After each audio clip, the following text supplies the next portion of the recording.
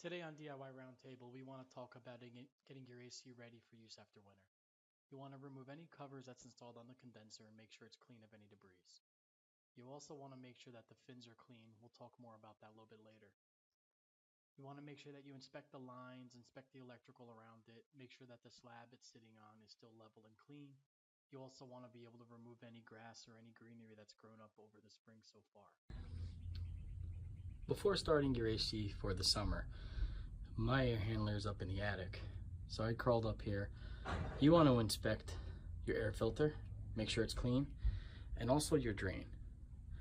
This house has a drain connected directly to a pipe that feeds outside. You're going to want to make sure that that is not clogged and not backing up. Otherwise, it can make a real mess in your house. So check those two things to make sure that before you start up your AC unit for the warm weather, your air filter and your drain line are intact and okay. Before starting up your AC unit for the warm weather, you want to come out to your outside unit, your condenser. Make sure that you can clean it up. As you see, I got some leaves in there left over from the fall. Got some acorns from the oak trees. And you could take a look inside here, you're going to see those fins. Those are pretty dirty. I would get in there with a toothbrush by taking this off.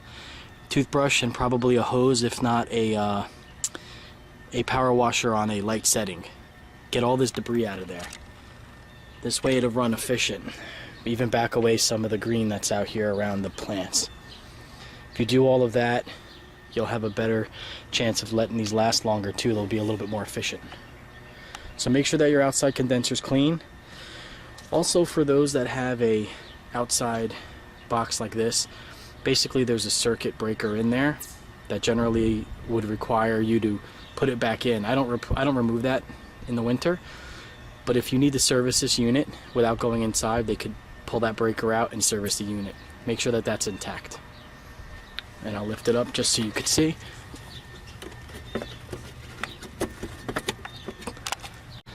Lift this up for you to see. Right here's your breaker. Make sure everything's intact. Make sure that that's all intact before starting up your unit, or else it won't run. One of the things you're going to want to do is ensure that your system is set to the cool mode and that your temperature you want it at is lower than the temperature that you're currently in the room.